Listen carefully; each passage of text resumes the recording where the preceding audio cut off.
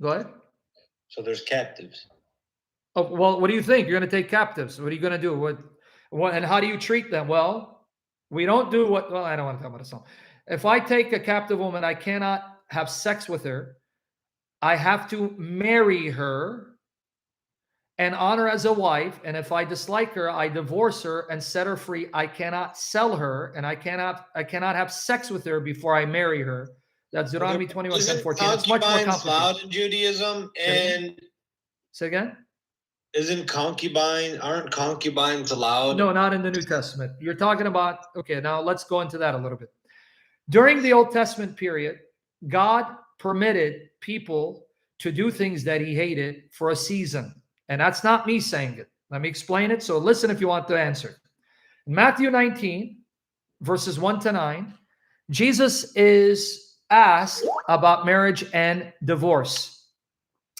And what he says is that from the beginning, the Creator made them male and female, and he said the two shall become one flesh. So he's saying that God's design for marriage, one male, one female, they come together in sexual intimacy in marriage and become one flesh. And what God brings together, let no man separate.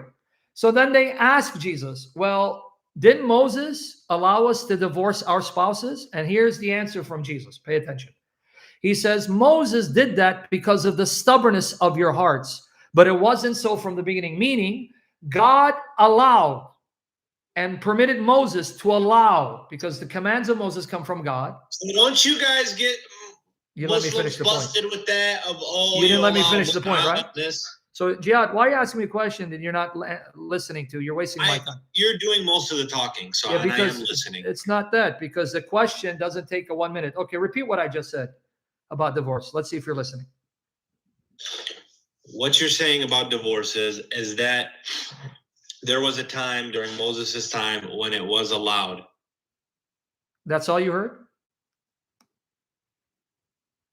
Well, I'm listening to you. I'm trying to listen. Okay, well, if you talk over, you're not listening. I mean, your mind is thinking about how to bring up a response instead of listening.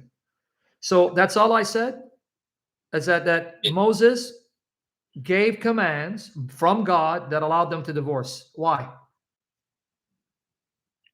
Because he knew that their hearts at the time were inclined to. Beautiful, you're listening. So what does that tell you? Jesus is telling you, during the Old Testament period, listen, God made a lot of concessions because his people were weak and wicked and sinful, and not to burden them excessively, he allowed them to do things that God hated for a season. But now with the coming of Jesus, he calls us to a higher level. So now you're getting it. In the Old Testament, God allowed polygyny, having multiple wives. He allowed divorce for basically any reason, because Moses doesn't give you a reason to divorce. Okay. And he even allowed, you got to listen to this, them to have a human king, all of which God hated. In fact, are you aware who the first polygynist was? The first man to marry more than one wife?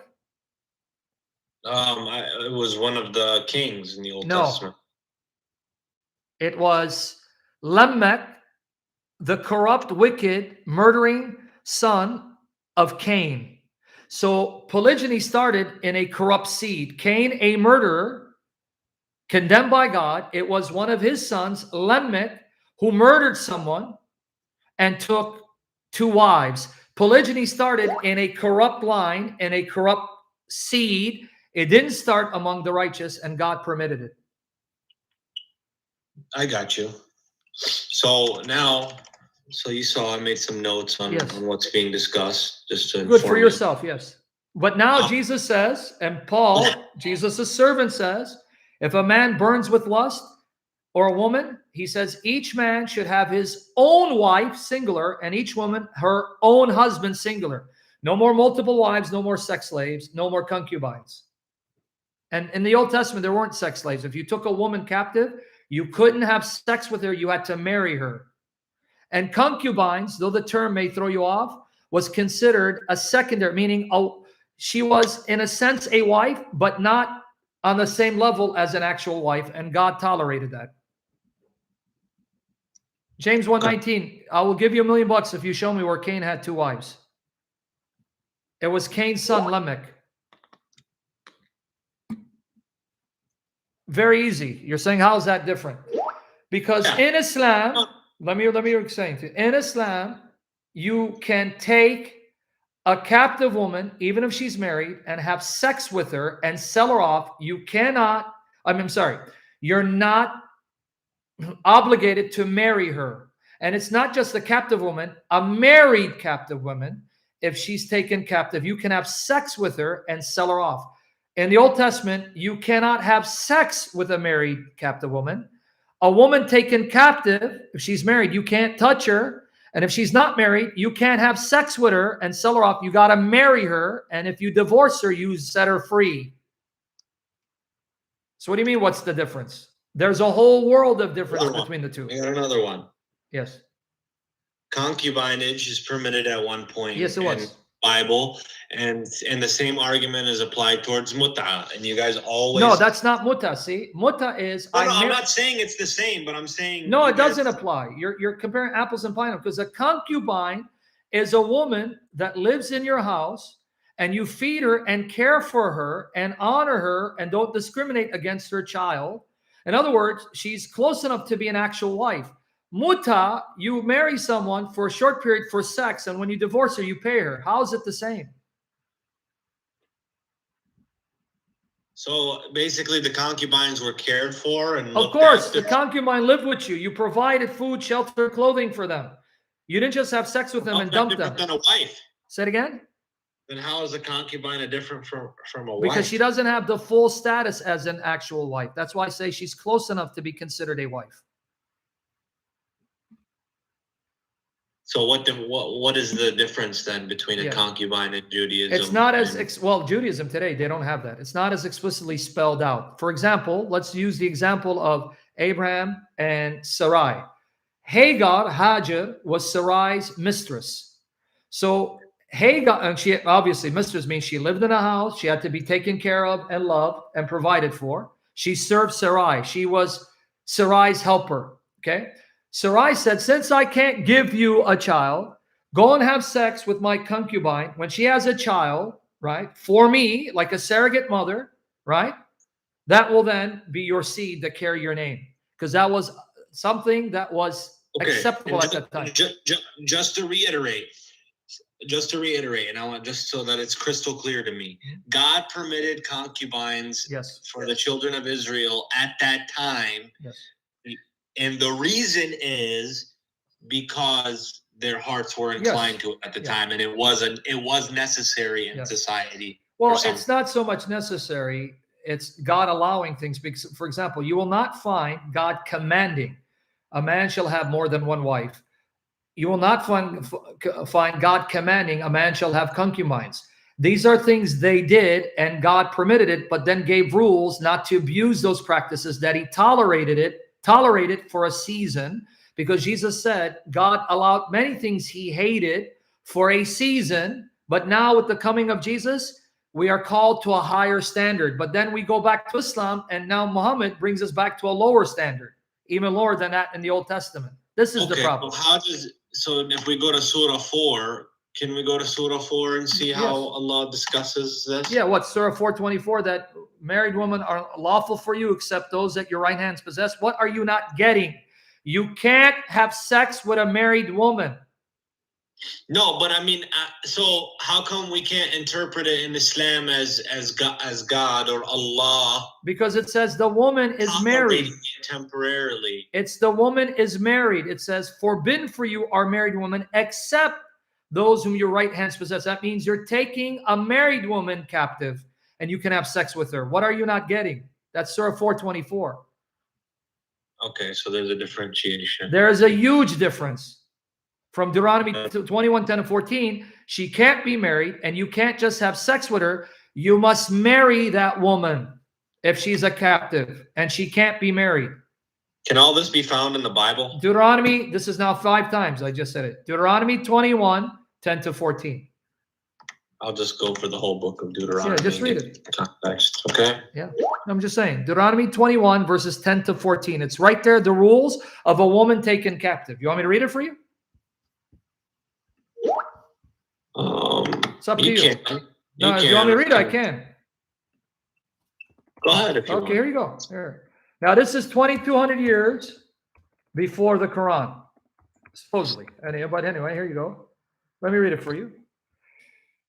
When you go forth to war against your enemies, and the Lord your God gives them into your hands, and you take them captive, and see among the captives a beautiful woman, and you have desire for her, and would take her for yourself as wife, then you shall bring her home to your house, and she shall shave her head and pare her nails. That's a sign of mourning. And by the way, this is also a deterrent. Let me explain to you the wisdom of God.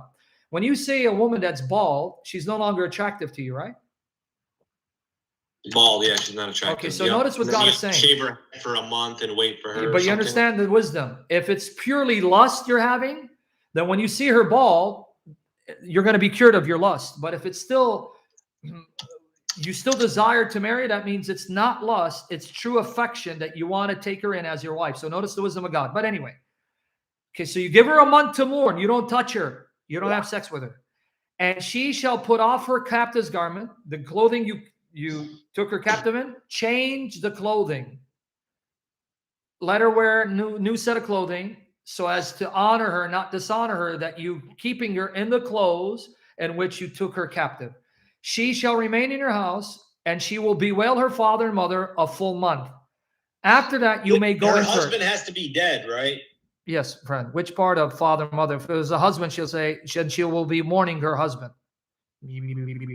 Bewail her father and her mother a full month, and then you may go into her after a month and be her husband, and she shall be your wife, not sex slave, right-hand captive. Then if you have no delight in her, you shall let her go where she will, but you shall not sell her for money.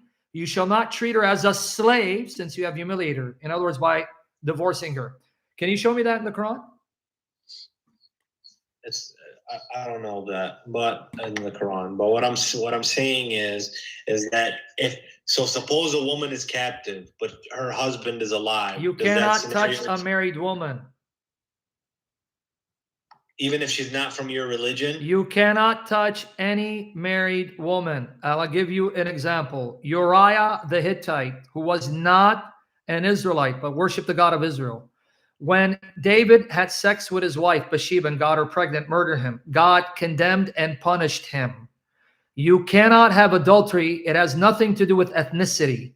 It's that she's another man's wife. It's in the Ten Commandments. But religion. What? If they believe, let's say it was a pagan god. Which part of, see, you're not listening again. I'm going to hang up on you because you're not listening. What are you going to hang up because you're not listening. I'm going to give you I'm going to give you 5 seconds to bring it down. Breathe and bring it down. Okay, listen. It has nothing to do with ethnicity or religion. It has to do with the fact that she's another man's wife. In the 10 Commandments, there is no conditioning. You'll not covet your neighbor's wife except if he's a pagan and worships false gods, or he's someone who's not an Israelite. Okay, good. You got it. Finally, glory to the triune God. But you don't find that in the Quran. In the Quran, you can take a woman captive who's married and have sex with her. Why? Because they were kuffar, they were unbelievers, they were pagans, idolaters, or whatever. They were not Muslims, and she's your property.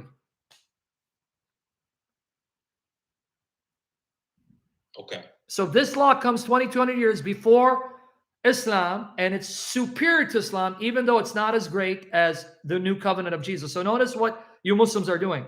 Not only are you calling us to go backward because we go from the teachings of Jesus to something inferior, it's even worse than what we find. And when I say worse, I'm not saying Old Testament's worse, but it's even inferior morally to even the Old Testament. So it's not only as great as Jesus' revelation, it's not even as good as the Old Testament. And the Old Testament came centuries before Muhammad. Okay.